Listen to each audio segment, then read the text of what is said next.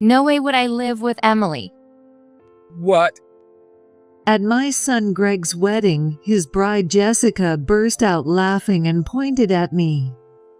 Greg had suggested that we live together since I was starting to need a little help with care. Jessica had even smiled and agreed when she visited my home. There's no way I'm doing any caregiving, and I'm not living in that big, rundown house. A mom who burdens her son like that should just cut ties and leave. I didn't want to be a burden to Greg or Jessica.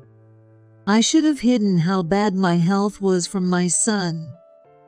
As I regretted that, Greg suddenly stood up. Mom, I'm sorry. Huh?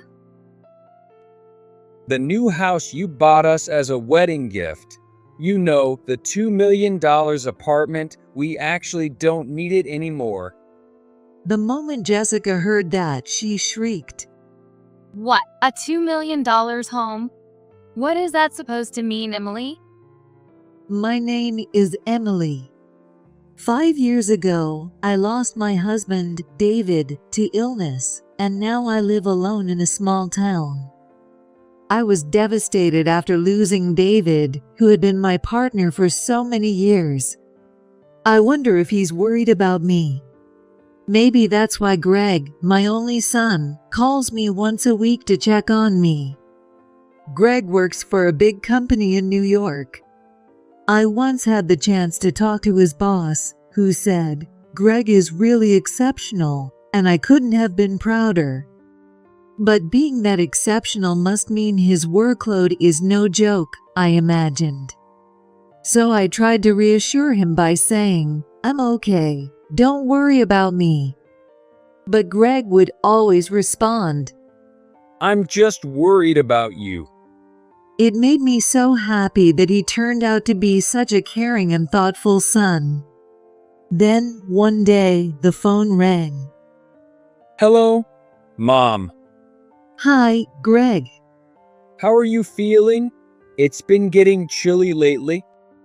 Don't worry about me. I'm doing just fine. Hearing his familiar voice made me smile again today. At first, I felt hesitant, but now I found myself looking forward to Greg's calls more and more. However, something was a little different this time. Greg's voice sounded slightly tense. Actually, I'm getting married. Really? I couldn't help but gasp at Greg's words. My sweet, serious, and thoughtful son was finally getting married. I was so overjoyed that I started asking questions one after another. Who's the lucky girl? I'm sure she's amazing if Greg chose her. How did you two meet? Oh, I can't wait to meet her. Greg let out a bit of a sigh, sounding slightly troubled by my excitement. Then he began to tell me the story of how they met.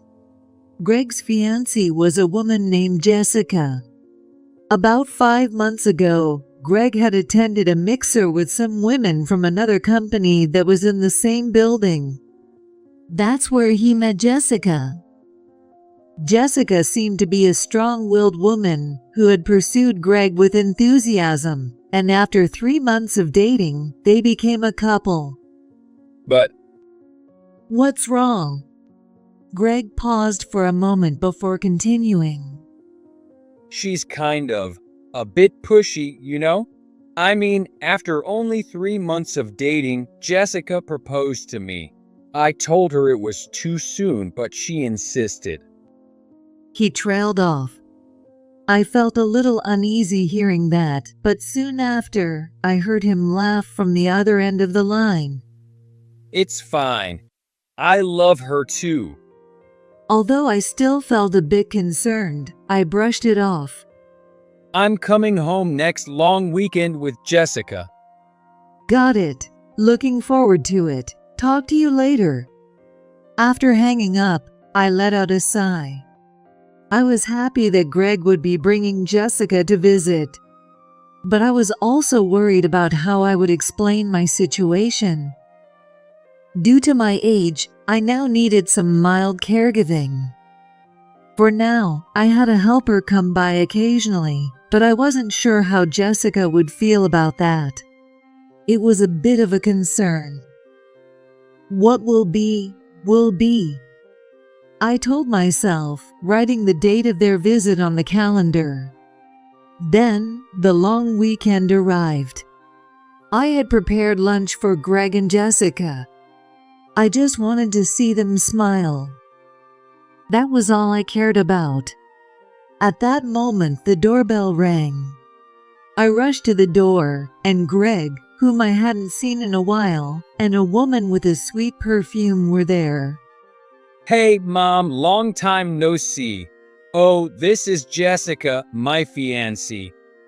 Nice to meet you. Nice to meet you too. Jessica was a beautiful woman, but her expression was sharp, and she seemed somewhat disappointed. Her look, as if to say this wasn't what she expected, made me tense up a little. Well, let's not chat in the doorway. I'll show you to the living room. I somehow managed to say that and led Greg and Jessica inside. This house was one that David had built so the three of us could live happily together. That's why there were so many rooms. And the house was big. Even getting to the living room required quite a walk down the hallway. Sorry about this. We're almost there, I said, smiling at Jessica, but she frowned and replied with a curt, Uh-huh. I sensed something was off, but decided to wait until we got to the living room to listen to what they had to say. I asked them to sit down on the couch in the living room and began to prepare tea. I'll do it. No, it's fine. You just sit with Jessica. Greg nodded and sat next to Jessica. Once the tea was ready, I placed it in front of them and then sat down myself. So, Mom, What? you seem to be moving a bit stiffly. Is something wrong? Greg's question made me realize that the moment I'd been dreading had finally come. I didn't really want to talk about this with the newlyweds, but I knew I had to. There was no way forward without being honest. So I began to explain. Well, the truth is, my health hasn't been great lately. I spoke with my doctor and it turns out I need a bit of caregiving, though it's mild. Really? What?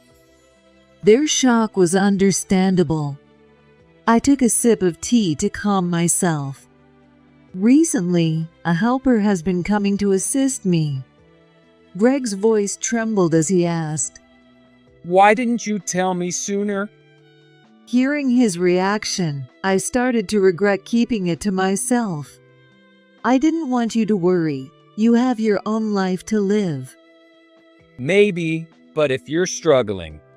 Greg trailed off and looked at Jessica. Jessica, I want to take care of my mom. I'm going to request a transfer at work. What? Can we live with my mom, please? Greg began to plead with Jessica, almost lowering his head in desperation. I stood up without thinking.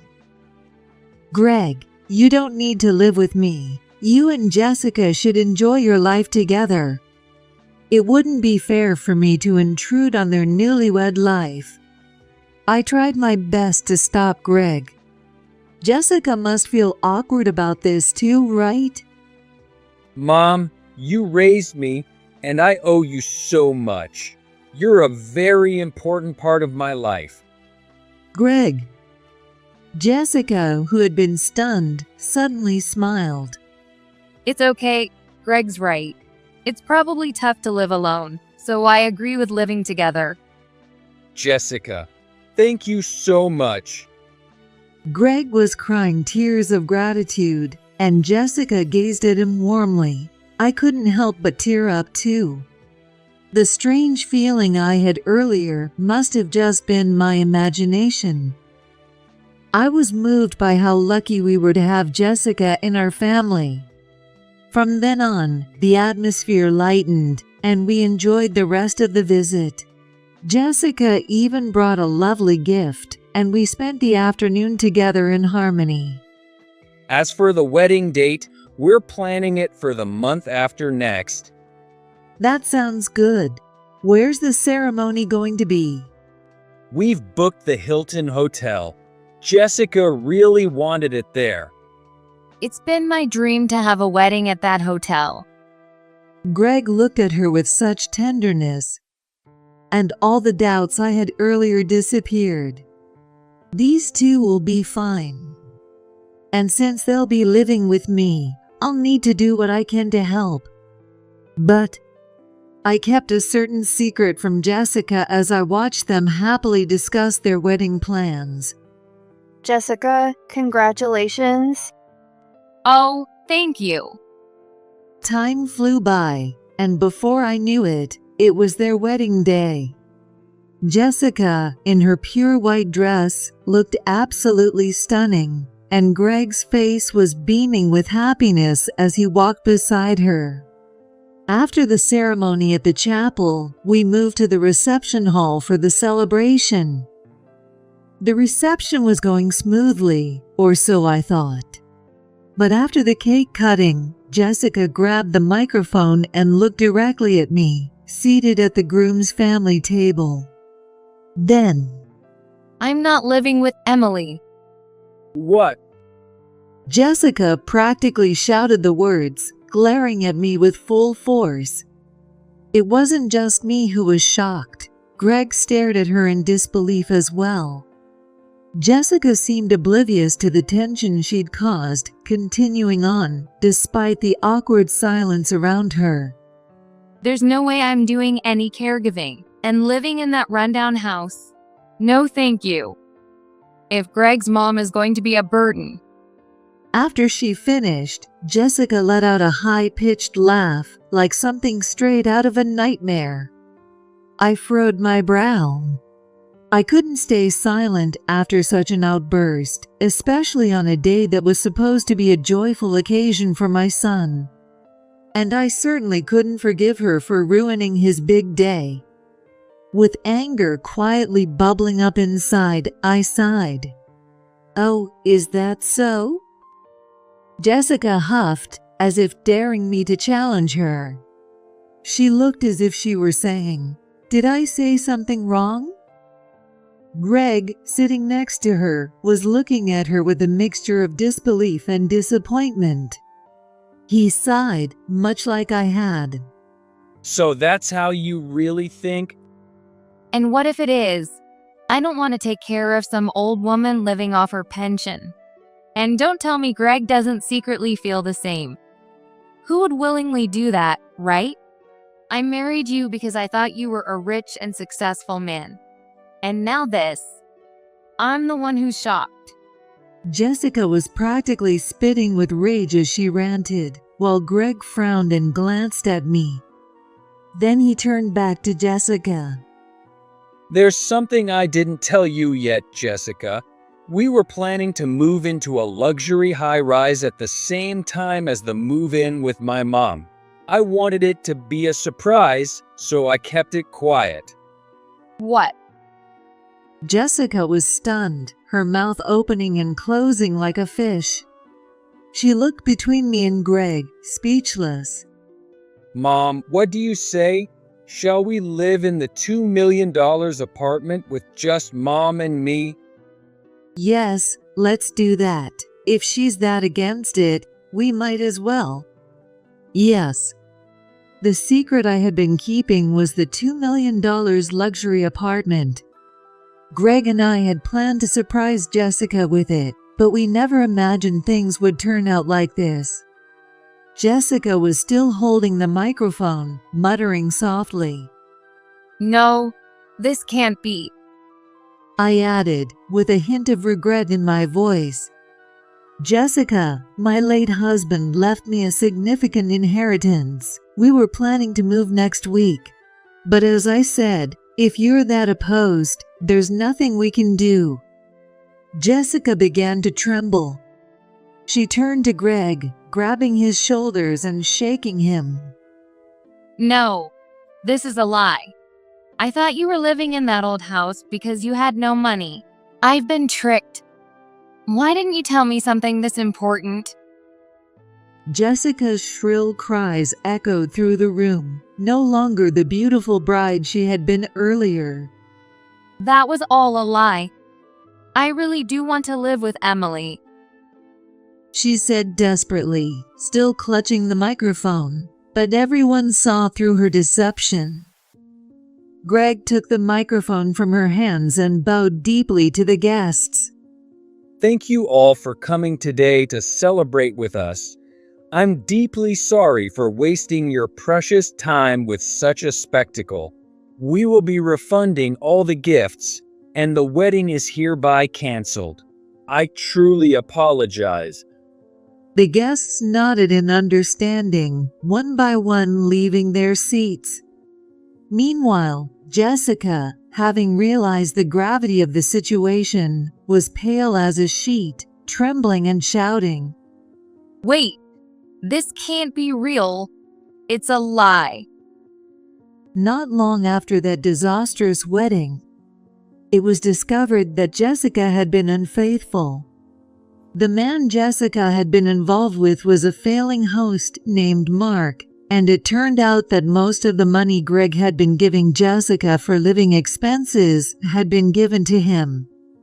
Furious after Jessica's outburst at the wedding, Greg was enraged even further when he found out this fact, and he lashed out at her with the fury of a wildfire.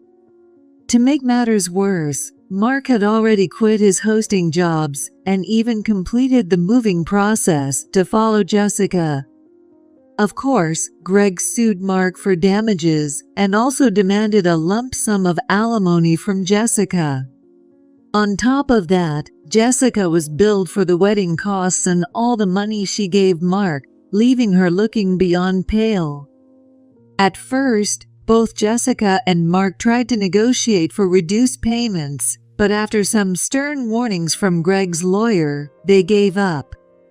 Jessica ended up borrowing the remaining amount from shady loan sharks to pay back Greg. Though they had registered their marriage before the wedding, Greg and Jessica quickly divorced, and now Jessica works tirelessly day and night to repay her massive debts. As for Mark, after being abandoned by Jessica, he went off in search of another woman. However, with his own pile of debt, he hasn't had much luck and now lives a lonely, quiet life. Greg, on the other hand, is thriving. Having returned to his hometown, he's been tackling his work with new enthusiasm.